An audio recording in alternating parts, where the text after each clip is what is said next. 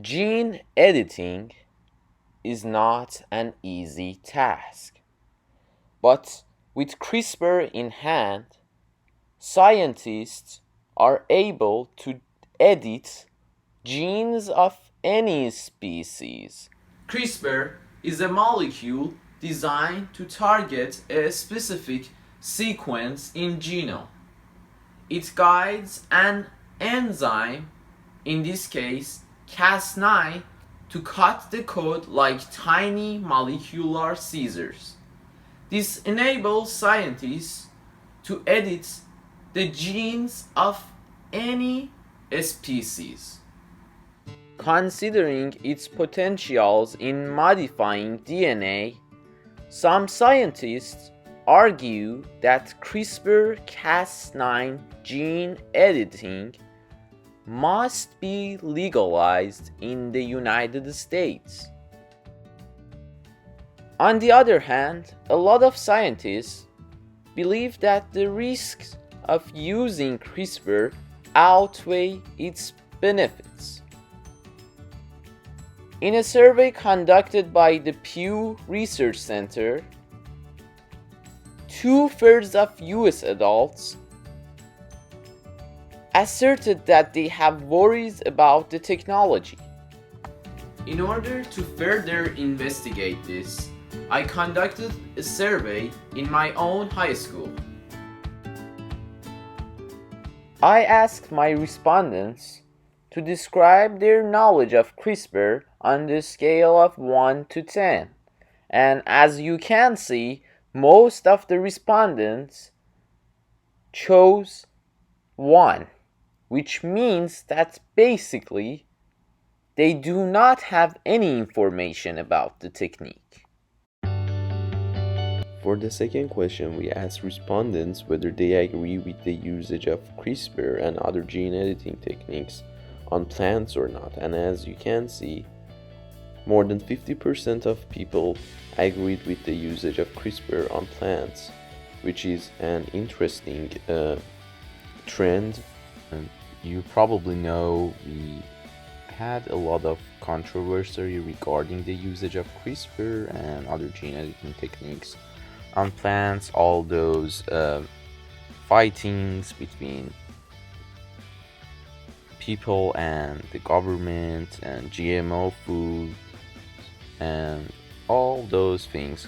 And an important thing is that, okay, yes, we are changing the genes, so it will change a lot of things. And yes, it might be true that the quality of the food we are producing with these gene editing techniques might not be as good as the food we used to have.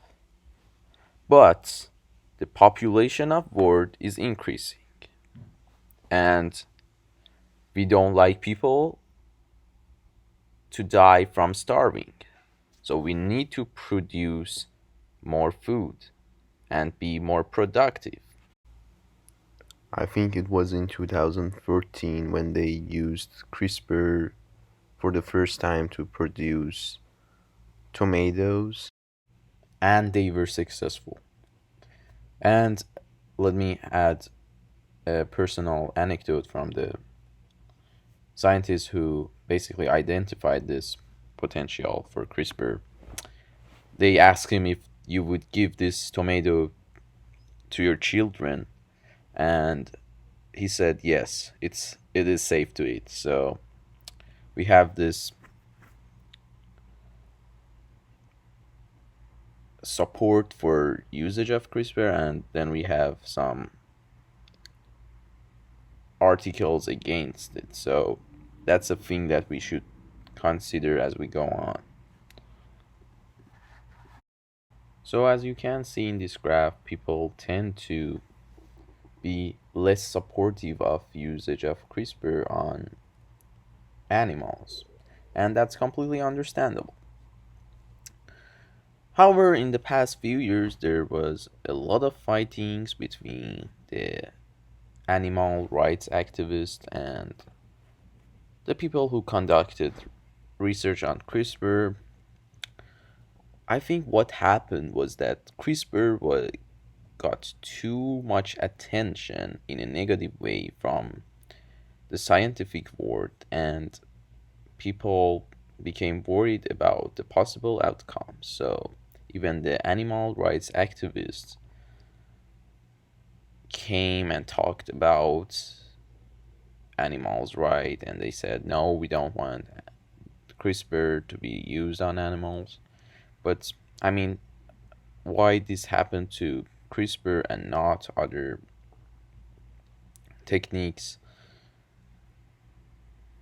I mean, yes, at first CRISPR was kind of dangerous, but as the time went on, it became more safe, and it's I can tell that it is the most accurate gene editing technique we have right as of now. I get the part that these animals rights activists have some concerns, but we basically are doing research every day on animals. Now, I don't know why their concern is only about CRISPR, although as we know it's the most accurate gene editing technique we have. Um, I would say it does not introduce secondary mutations, or as I would call it, undesirable mutations as other techniques. So we cannot stop our testing because of this